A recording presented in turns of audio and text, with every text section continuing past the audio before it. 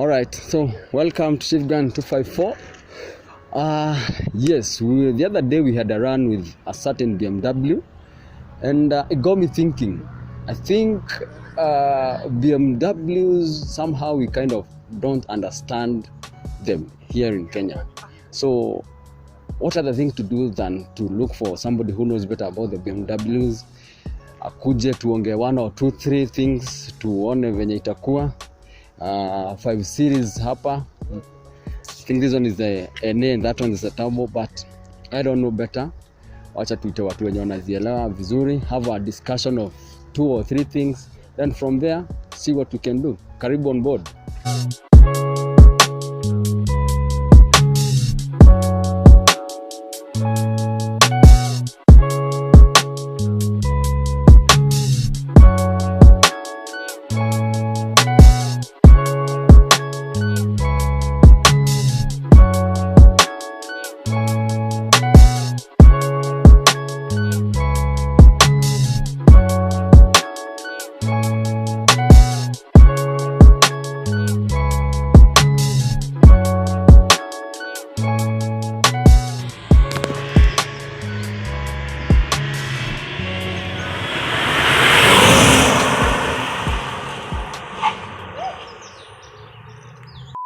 So I'm gonna introduce you guys to the owner of the Beamers, the both 5 series. He's called Kevo.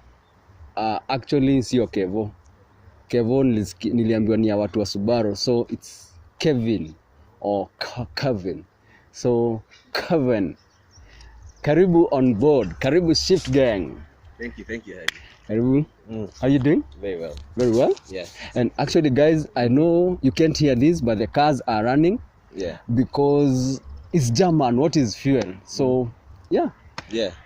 BMW. Yeah. We had a run some time back. Yeah. We got to Menda Olpejeta. Mm-hmm. And I was impressed, if not shocked. Mm-hmm.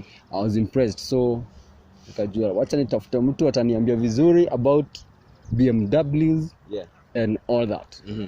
So I don't know whether we'll be doing with you, you have your guys, you can call them and do something. Mm-hmm. So give you some info on whatever you want to know about the 25 series. Okay. We can probably have a few more guys in case they have anything that all right. Yeah. So yeah. Karibu. Leo uko in TV. Ule Kelvin, the good looking one. And So- I'm not single. Oh, all right. He's also Kelvin, by the way. Yes. Kelvin. So So I'm Kevin. you're Kevin. Yeah. So Kevin. Yeah. The L is for long.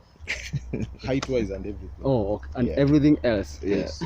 Ladies, hint. Yes. L is for long. Yes. Yeah. Now, first of all, Yeah. this isn't it 3 series, 5 series? What series are these? But This Yeah. is 5 series, Mhm. the F10 version. F10, Yeah. It is Uh-huh. the 5th generation. 5th, huh? 5th generation. Ilianza from 2009 Mhm. mwisho all the way to 2017. 2017. Yeah. Okay. Yeah. Sasa hiyo ni 5 to 8. Mhm. Back in the day ilikuwa inaonyesha 5 to 8 ilikuwa inamaanisha ni 2800 cc. Mhm. But squeezy it changed to 5 to 8, now it's a 3000 cc. It's a 3000. Yeah. 3000 cc. Okay. Yeah. Hiyo ni 258 HP, Mhm. 8 speed automatic, rear wheel drive. Yeah. Hiyo ni M Sport, ukiangalia bumper. M Sport, it's an M Sport bumper. Yeah. Ndio. Okay. Yeah. Alafu Yeah, no, before we go to the other one, there's something really special about this one. This is the 30th anniversary edition of the 528i. So 30th? Yeah, 30th one of anniversary. 200 made. One of 200 in the world. This specific unit. This one, Yeah. 1 of 200. Ni kama S402 ya Legacy kitu kaa hiyo somehow wazina. It's a normal version but certain things enhanced. Yeah. Okay. Mm. So this must be costing really a fortune. Or Well, it did when it came out. It was $100,000. Yeah. It was almost the price of an M5 then Yeah. in Japan. But of course now it's not as pricey because it's 8 years old. So. Yeah. Yeah. all right. Yeah. Hizi pesa zinatoka wapi? Unajua hata mimi. Sijali tuko higher tax bracket. Sijali. But Yeah. hiyo ni za M So Sport. M Sport. Yeah. Now wait, before even we leave the M Sport thing, because I know there are some M Sport badges, and most of us JDM Amejui. hatujui, but actually I can't differentiate between an M Sport thing and the real one. Mhm. So how do you differentiate? Is it because of the bumpers, brakes, or what? Well, so M Sport is just a trim. So the bumper will be a bit different. So if you look at that bumper, it's a bit more aggressive than this other one. Okay. And then you will have your sport seats, sport steering, a sport gearbox for the F chassis, lower ride, and even the wheels are usually different. So you have like M Sport, so more sporty, bigger rims, and then you have a staggered setup. So smaller wheels at the front and then bigger ones at the back. Okay. Yeah. So the 528i, this one. Yeah. So 28 or 528 stands for what? 528 505 series, after 28 in a 2800cc, but it changed when the F chassis started. Okay. So now it's a 3000cc. 3000. Yes. NA. NA. Okay. But then there's a facelift. He used to have a facelift which was 528, but it was a 2-liter turbo. Okay. Yeah, it was a 2-liter turbo. Same spec, same speed, kila kitu almost similar. But it's just that one is because now BMW ameshika tabia Mercedes. Yeah, JDM downsizing to meet emissions basically. Okay. So they dropped it. Ikakuwa 2-liter turbo. Yeah, but And still call it the 528. Yeah, 528. from 2012, it's 2-liter turbo 528. See, that's so confusing. You see, in JDM we have EJ 207, 205, and that way you will know that's a 2-liter. Yeah. EJ 25, EJ 257, that way you will know it's a 2.5 liter. So history of 528 na ni 2-liter mara 3-liter. What's up with Germans? Sama? Well, it's a bit confusing even to us because even this is a 535, but it's not 2500. It's actually 3-liter. 3-liter. Yeah. Wow. So let's come to this one. We went to Nanyuki. Yeah. All Pejeta run. Yeah. And we had several STIs and we had several modded cars. Slow Forester. Yeah. And a guy showed up from nowhere with this car. Well, not specifically this one, but this car. And he shocked us or surprised us. Yeah. What's under the hood of this thing? Yeah. So so this has the 3-liter turbo. So it's the N55 engine. 3-liter turbo. Yeah. Okay. So it's about 310 Stock. Yeah. 450 Newton meters. Wait. So why? Because Do you want to say? turbos basically wanakwambianga you have 310 HP. Yeah. Like the way you hit Supras, unaona. See unaambianga from factory you are getting 339 HP. Yes. To the tire, to the wheels, from the crank. But when you go to the dyno, you realize you are getting 339 HP to the wheels. You see. So now when they tell you this is a 310 HP, never be too sure.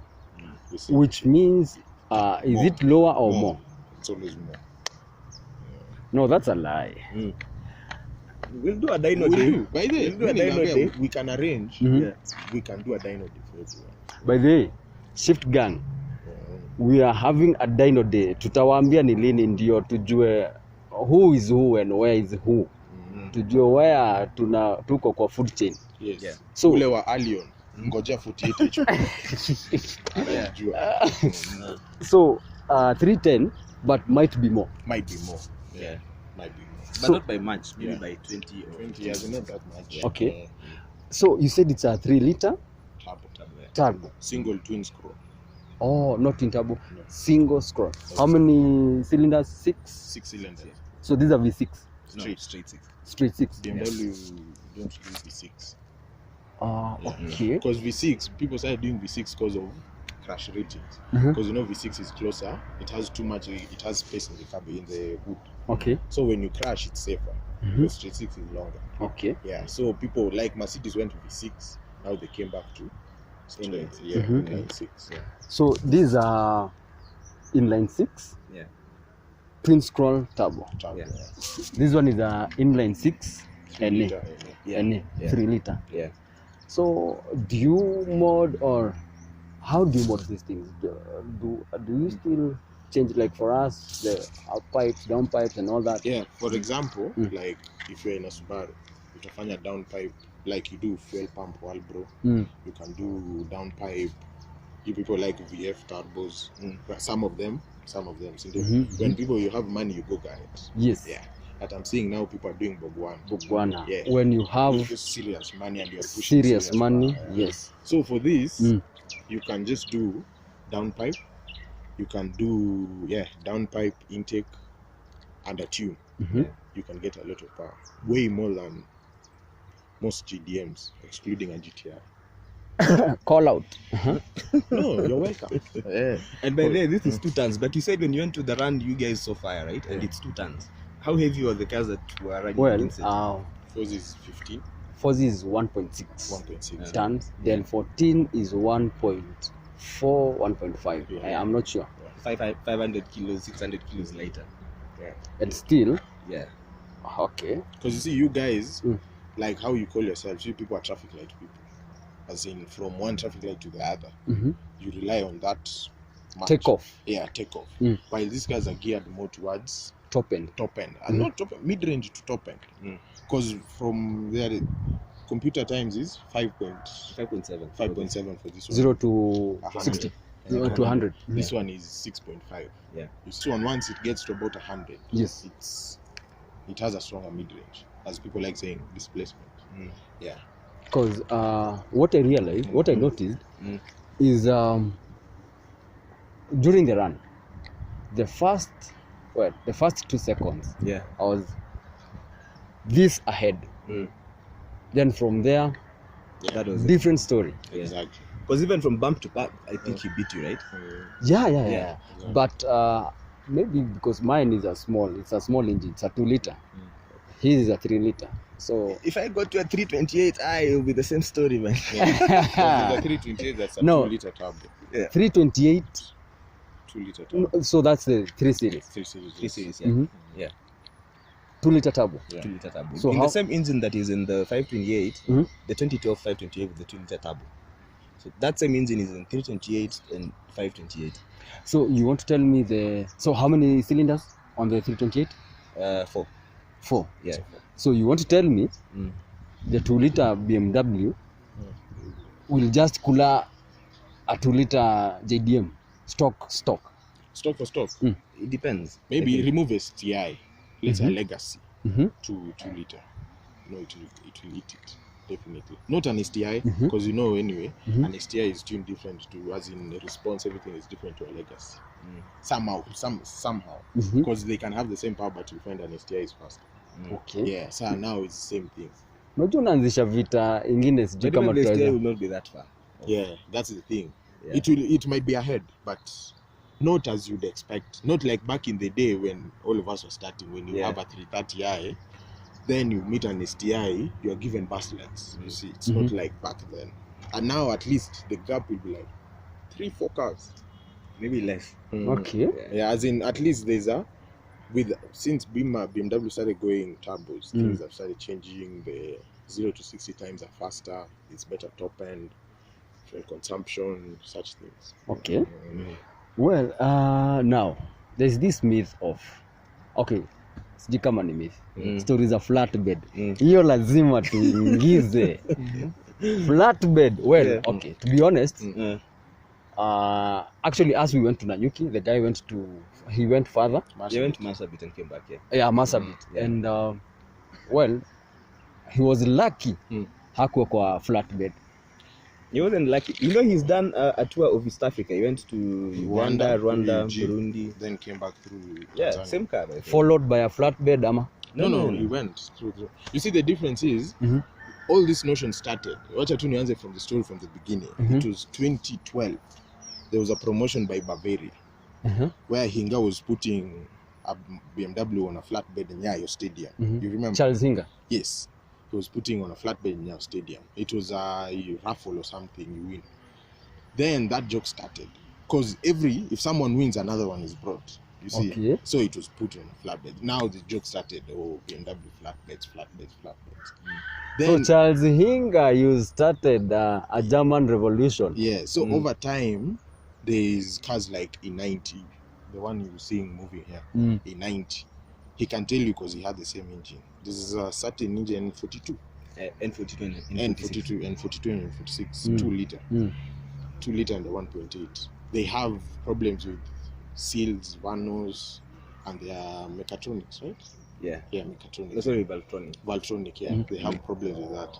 So what many people don't know, like if you're a first owner, you won't know that you need to do preventive maintenance. So many people just drive them, it just goes, sitafika tu nitaongea na make cash. That's the problem. Then it brought all this notion of unreliability of BMW. The same thing happened with Gallant in the year 2000 and 20 GDI problem. But that's how it started, everything. But if you look at, have you ever seen a 5 Series like this one or a flatbed? Well, I don't know. No, as in it's hard. You can get X5, X6. Fun fact, ile ni Toyota iko kwa nini? Notoriously. No flatbed. Yeah. It's a flatbed, it's towing. Toyota ni kuvurutwa. Yeah. So it started all that. You see, but the F Series is very hard. And mind you, this car has, like example, this one. You can see it has radar, cameras. This one is a full spec. It has even the adaptive. You see the Mercedes one that is dancing, it has it. You see, that is because BMW don't make noise about technology. It just happens. It's normal stuff. But also, I think the other thing is, especially for new owners, you know, people move from a Toyota to a Beamer and want to use the same mechanics. It really needs for you to use somebody who knows what they are doing with your Beamers, because they don't like shortcuts. So if you do a wire here, a wire there, it doesn't work for you, and it can actually end up being a headache if you do those shortcuts. So it's been quite a bit of a problem, you know, getting good mechanics, because people want to use their old mechanics and stuff like that, especially for like the F chassis. Very few people can actually, you know, work on them, you know, ably, because most people, even my mechanic that used to service my E46, is probably, if they don't keep themselves up to date, they'll probably not be, you know, be able to handle the software on the F chassis, for example. So that's a big issue as well. So, you know, and here I plug, you can come to Rain Gold Motors, it's in Karen. For all your BMW problems, issues, troubleshooting at affordable prices. Na ukikuja useme umekuja kwa sababu ya shift gang, special rates. You'll probably get a okay. There are some specific defaults for specific cars. Like for example, VW is everything. It's everything. Yes, and Subaru it's overheating. And Ringland. Mimi ndio naongoza, sawa? Yes. I'm sorry. Yes. Toyota is Toyota achana. BMW. Where is the default? Ama shida nini usumbua watu sana? I understand you juu wewe uko na garage. You have the common problems BMWs. Right across every series. Shida ni gani? Ama do you have any? Well, I would say most of the issues, we don't have like any major like gearbox issues or engine issues. Even BMW engines usually are not problematic, but the issue are usually things around the engine. So maybe like cooling. So for example, if your car is old, you know, the hoses around the cooling and whatever will give you problems. So if you do an overhaul of that, then you're good. But you see, most people want to change a pipe here, wait for the other one to, and you see, all these things get old with time. So if you change them all at the same time, usually there are no issues.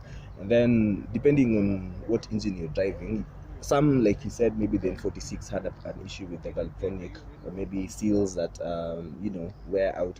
But see, most of those things are age related. And you know, Valvetronics. What is that? It's essentially the valves. The VVTi for so it's just a motor. So the motor sometimes gets old because you know it does a lot of revolutions per because it has to change between revs. You see how like VTEC Summer works, where at a certain RPM it's using one camshaft, then at a higher RPM it changes to the other camshaft. That motor fades, of course, without maintenance, because age, you can't fight age. True. And it's cheap, man. It's 20 Gs, you replace it and you forget. So Valvetronics, cheap, 20k. You do it once in 40, 50,000, 60,000 km. So That's 6 years. So you should look at it from the mileage perspective. Oh, not from the Yeah. cash. Okay. Because you'd say 60,000 is about 3 years. Maybe even more. Even more. Yeah, even more. If you're doing 10k a year, that's 6 years. That's 6 If you're years. doing 20k 3 years. All right. Yeah. Now, again, I keep referring to the JDM because that is why I'm kinda vast. yes, I'm vast.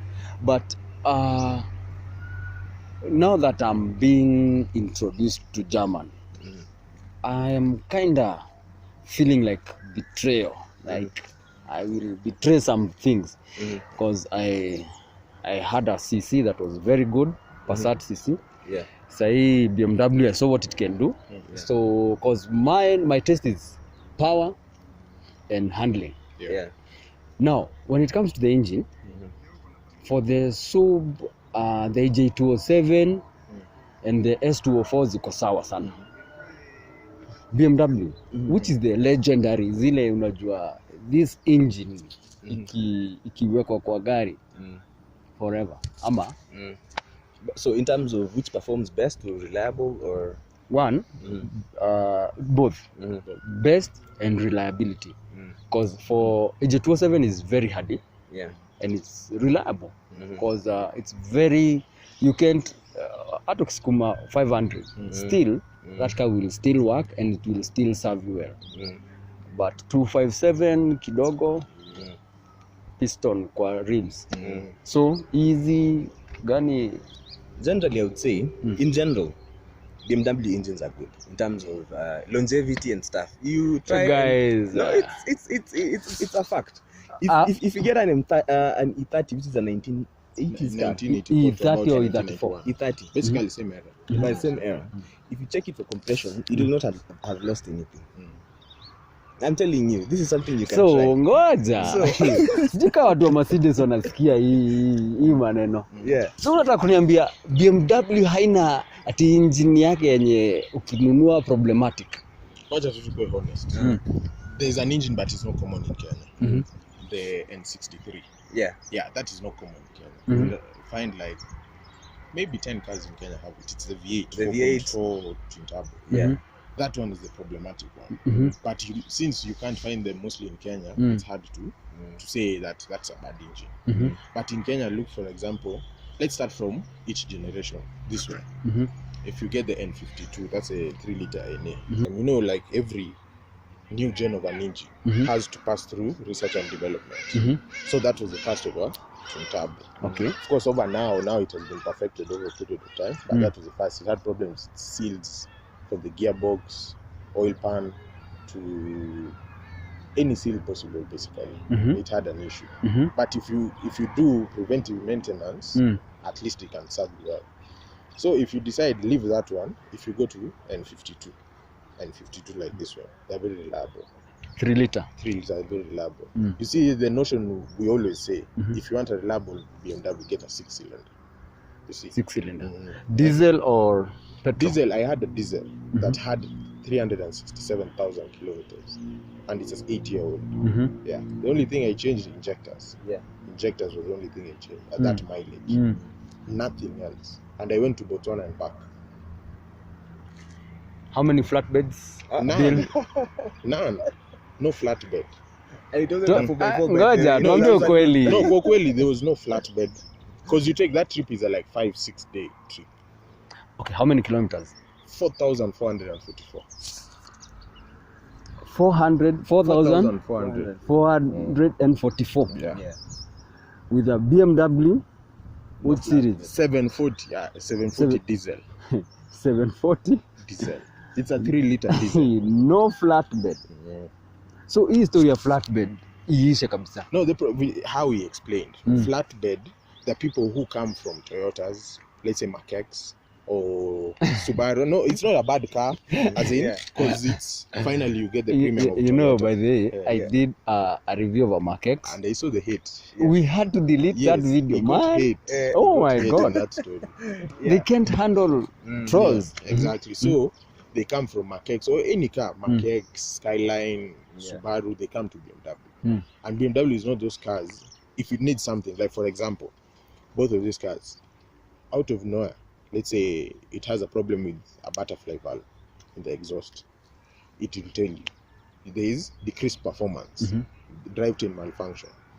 Then it will tell you, you'll still drive, you'll still get to where you are, but it tells you. See, now there are those people who start that story of, watch, I have to go this place, watch, I'll do it tomorrow. Then postpones becomes a bigger problem. You see, that is the whole system that is harming BMW. So also, I think the other thing also is lack of information, because if you are a very new BMW owner, you just come from your Toyota or whatever, and then you get a warning light to say maybe drivetrain malfunction or whatever it is. You know, if you're a first time owner, kwanza you're like, hey, what's going on? First thing, flatbed, because you don't know what needs a flatbed, what doesn't. So there's that as well. So before people learn all these things, because if it's some cars, maybe they won't tell you what the issue is, you know, until the car is, so there's that as well. As a layman, what I'm getting, if I have to own a BMW, really, there is the tax bracket. Wacha tusidanganyane, because you see, if my sub shows the checking engine light, I can go with it for a year or even 2 years until your gari simame. But for BM, kidogo, you can, but it's not good for you, because it depends on why is there the check engine. You need to find out. See what I mean? If you don't, and it's something that goes in and affects another thing and another thing, you'll now start. You might even drive with it for a month or a year, but then by the time you're going to check and then you've messed up a couple of things here, maybe now it's become expensive to fix. Now you'll pack it at home and start saying, this BMW is unreliable. But if you fix things, then you're good to go. Now, the other thing that really pushes me away from BMW and Mercedes is the rear wheel drive.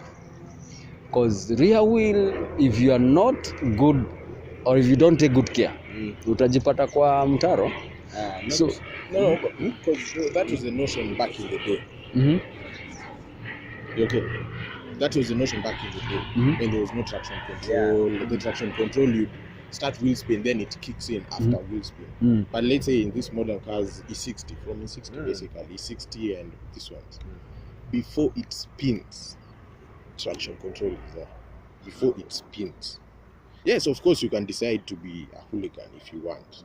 But before, the systems are so advanced in these modern cars, you are not even allowed to do something stupid. That's why you see in Kenya the very high power BMW engines, even cars. But you see, do they have wheel spin? Well, and you see also, you can have a lot of fun in them safely with all that power without any incidences. In fact, it's so much advanced that now you can actually deliberately switch off those things so that if you think you're a proper driver, then you can feel the row wherever, which is quite a difference between when it's on and off. But you have that option to do that. But if that option is not switched off, pretty much anybody can drive a high power BMW without issues at all. Okay. Finally, before we feel the cars and see some few things here and there, beef yenyu na watu wa Mercedes ni nini? No, it's something that started from back then. Because when all of us were kids, tulikuwa tunaambiwa nini? Mercedes, because Moi had a Mercedes, African dictators had Mercedes. So we were always told Mercedes is everything. For dictators? No, even if you have a Mercedes, you made it in life. But eventually, as you start knowing about cars, like there's this quote by a BMW CEO. He said, the more you know about cars, the more you drive a BMW. It's something like that. Because once you start knowing cars, then you are like, I think unafanya kazi kwa BMW nini? It is called knowing your brand. So it's something like that. Because everyone grew up with Mercedes. Like now, if you tell someone Peugeot 504, gari na kimbia, but in reality it had 69 horsepower. True. It doesn't go. It's that notion. Now people started like E34. So you're doing an E34. Then that started changing. Because people are like, now there's an E34. It has more tech than the Benz of that time, and drives better because BMWs are more of handling. Benz is comfort. Benz people, it's comfort. Leather. Not comfort. Leather. No, comfort as in the ride is smooth. It's more of a car if you want to go to coast, you use it as in constant straight road comfort. But if you're going to a place like Kiamburi, you use a BMW because of handling. So you want to tell me if I'm let's say 65 years and below, I should have a BMW. 65 and above, a Mercedes. Well, maybe Your words, not ours. Let's just use your words. No, you see, he's saying, yeah. hii ndio yako na ring. Yeah. Konda Mombasa utaki story mob Mercedes. Yeah, on a straight road. On a very straight road, by the Mercedes, if now you want to talk here, you reach Mombasa, take a Benz. You'll enjoy because it's straight road, very comfortable, nini. But if you want spirited driving once in a while, you go to BMW. All right. Yeah. So 65 below BM. His words. Okay. Yeah, his words. So guys, I had to drive the BMW, and the specific one is the 528i. Yeah. 528i. So let me drive it, see whether I'll convert from JDM to German stuff. And I want you to be very like concentrate on how the steering works, eh? Ina just yenyewe. Sio kama ile yetu ya JDM unaguza vitu Mungu anatusaidia tunakuja hapa. Parking kutoa handbrake sio ile, unaona ile kitu. You press, I don't know whether I'll get it right. You press and push it to D. Yeah, Yes. then you press down. Then you press down. Yeah. This is more of a flight, huh? So when you be able to drive this, ushaanza kuqualify kuendesha ndege. This is whatever.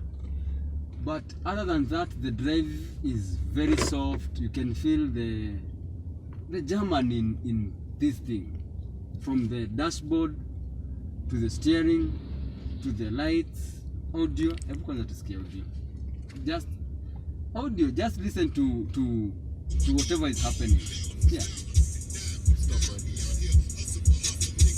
And that is stock audio. I mean, Yeah, just put it down, you press, and you go back up. You press it. boss. Ni training. Haya, nini inafanya hivyo? Ni kwa sababu huko umefinya hii stuff. Yeah. Oh. Yeah, so when you, it's supposed to be pressed ndio uende, unaona? Oh, okay. Yeah. Not like shift bila kufinya. Yeah. Yeah. Yeah. So that's the drive. And man, bro, I think sijui ni join, I don't know. Join. Karibu sana man. But this is what I've seen. This is comfort and speed together. So this is like a JDM and a Mac. Yeah. Like a Subaru and a Mac. Breed, kinda. Yeah, it's a good mix. It's a good mix. Wow. So from you, which is the best Subaru? Okay. Yeah. Which is the best BM like ever built? That depends. Personally, I love this series. Not because the 5 series. This F10 series. Oh, F10. Yeah. Because it sort of brought like comfort to the next level, so I quite like it. Newer is better. Yeah, so I wouldn't say like the older one is better because they are good drives, but for me, I think in fact the best one is the one after this, which is the current one. I don't have it, but yeah, I believe in newer is better. Really?